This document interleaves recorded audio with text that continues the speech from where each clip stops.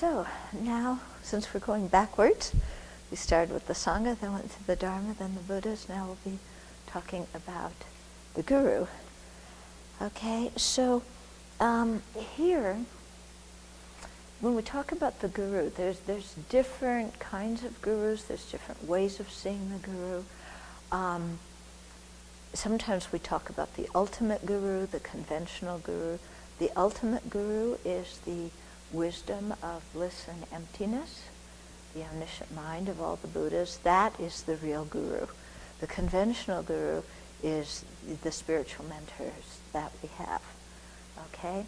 So it doesn't mean all of our spiritual mentors are necessarily Buddhas or omniscient, but we practice seeing them with great regard as if they were, so that we can take the teachings really seriously in our practice. So it's very important, as with the three jewels, to be careful of our behavior with our spiritual mentors. Okay, so the kinds of things that we want to abandon is not following instructions. Okay, so this doesn't mean that you sit like a little puppy, waiting for your teacher to tell you to do everything because you can't think for yourself. Okay, it doesn't mean that. It means when you've consulted your teacher and your teacher's given advice, to try and do your best to fulfill that advice. If you can't fulfill the advice, go back and say, I'm very sorry, I wasn't able to do that. Yeah, and explain why. Or if at the time you think, that's something that's really I can't do for whatever reason, explain it right there and, talk to your teacher about it. What you don't want to do is say yes and then go off and do your own trip and completely ignore the advice you're given. Of course, that's disrespectful to do that, but the real reason is when we seek the guidance of somebody who we trust as being wiser than us, and then we disregard the advice they give us, who's getting harmed because of that? Yeah, it's not the teacher that gets harmed, it's us, because we throw out good advice, either because we're rebellious, we don't want to listen to anybody, we don't like the advice, whatever it is, So if something advice feels strange, talk about it. Perhaps you misunderstood what the advice was. Okay, if you can't do it, communicate. Yeah, so there's flexibility here. We're, human beings who have to communicate and you work things out. But try and heed the advice you're given. Sometimes you see people who will go from one spiritual mentor to the next, asking for advice until they find one that tells them what they want to hear. Okay. That kind of person, why are they asking for advice anyway? Yeah, if you don't want to follow someone's advice because you don't trust them, why are you asking for advice to start with? Yeah, and why do you just, go around and ask until somebody tells you what you want to hear? It's just so you can say, well, I'm following my guru, but then all the other teachers that you asked before, you're not following, And you really, sometimes I meet people like that. You can see they get very, very confused in their practice, because they don't know who to follow, what to do. They basically want to do their own trip. Yeah, and so, yeah, what's there to say after a while to those people? Okay, so not following instructions. So this is important instructions, Dharma instructions, Sometimes you find people who are all flitting around the guru, and the guru says, please bring me a cup of tea, and they all dash off to get a cup of tea, elbow each other out of the kitchen, because I want to be the one to bring the teacher a cup of tea, get out of the way. And, meanwhile they're forgetting that the people the teacher cares the most about are other sentient beings, and they're mistreating other sentient beings in order to serve the teacher. Okay, so, not so much understanding right there. Other things to abandon, physically harming our guru, so certainly, slapping them, punching them, beating them up, anything like that. Causing trouble for your teacher, yeah. So this, sometimes it can be that, you're behaving poorly, you're out in public and you're behaving poorly, and people say, whose disciple is that? Or you go in a big Sangha gathering and you're the uncooperative one, you're the one who's always going and saying, I don't like this, I want that, I need this. Then it really causes headaches for your teacher, yeah? You experienced a little bit the result of somebody doing that. You didn't do it, but where she went for ordination, there had been another Western nun who had come, and the translator who was helping her, that nun was always complaining, always wanted something, never liked what happened, always wanted something special. So the person who was her specific guide just thought, boy, the Western nuns are, demanding. So when our dear, sweet, cooperative Venerable Samten came along, that person gave her a hard time because of what had happened before. Okay? So we don't want to be that kind of person who then makes it difficult for other people. Yeah? And especially like if we go to Taiwan for our ordination, they're really looking at what the Westerners do. And if we go in and, this bed's too hard, because like when I took ordination, we weren't sleeping on mattresses. There was a flat. They built these barracks and we had a piece of plywood to sleep on.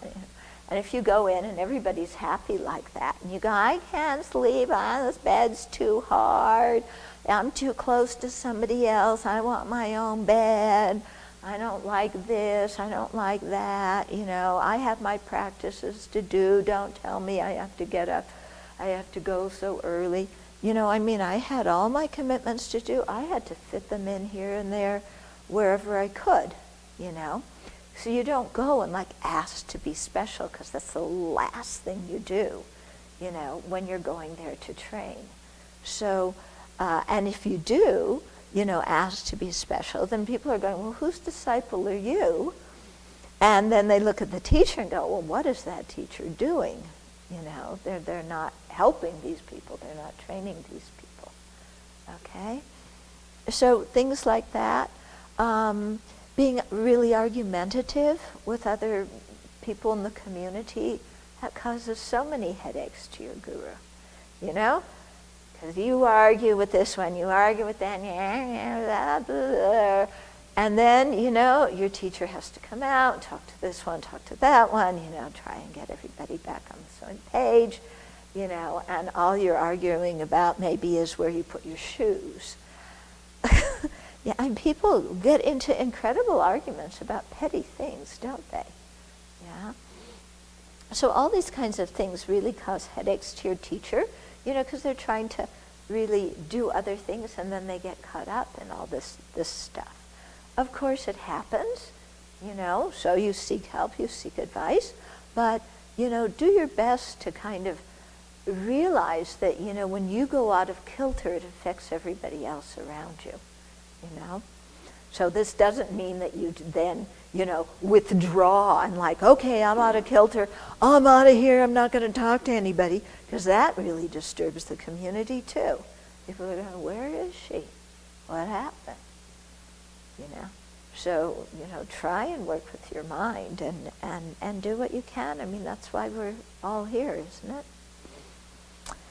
Okay, yeah, causing trouble for your guru, abusing your guru, yelling, screaming at your teacher, shouting, calling them names. This happens.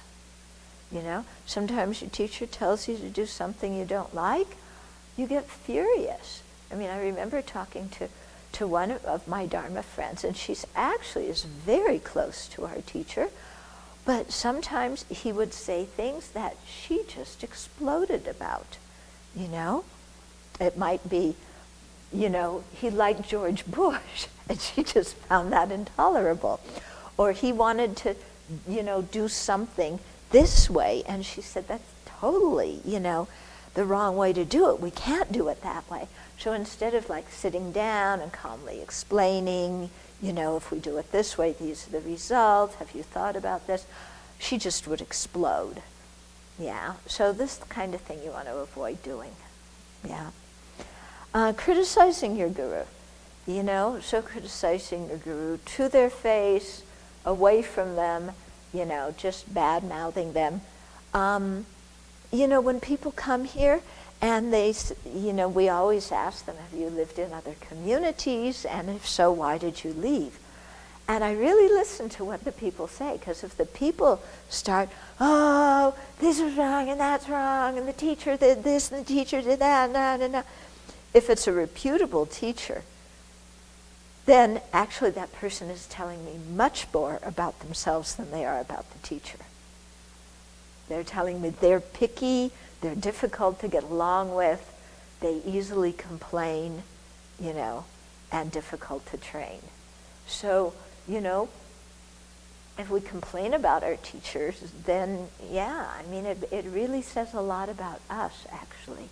Of course, if your teacher's doing something unethical, if they're abusing somebody, embezzling money, stealing the cat food in the middle of the night, something like that, then you might want to talk to them and, say what's up and, have a good conversation and clarify things. But then, to go off and just badmouth somebody because you're frustrated or they told you something that you didn't want to hear, that doesn't help you at all. Okay, and then not believing the guru, So sometimes our gurus give us advice, and we just don't believe them, or we don't think they know what they're talking about or whatever. Of course, if it's a Dharma point, we're free to raise our hand, debate, and everything with our teacher. And if our teacher says, has a slip of the tongue in the middle of teachings, we raise our hand and we correct it.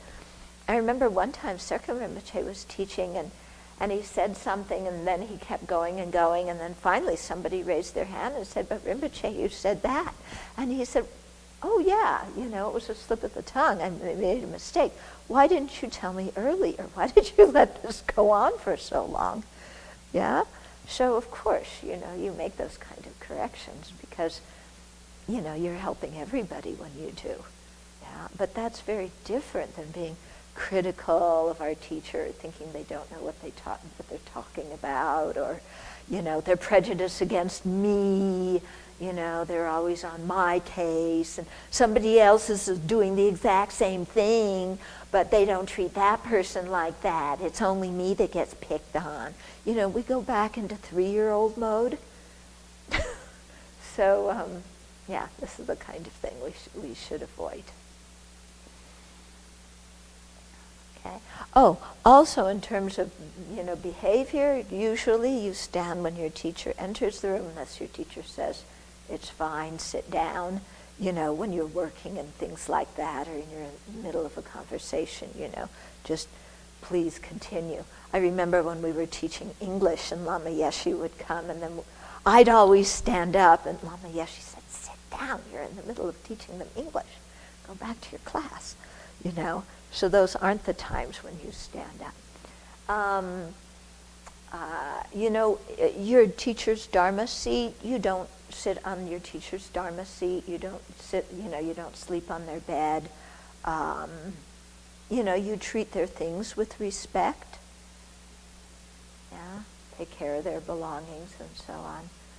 Offer service with a happy mind.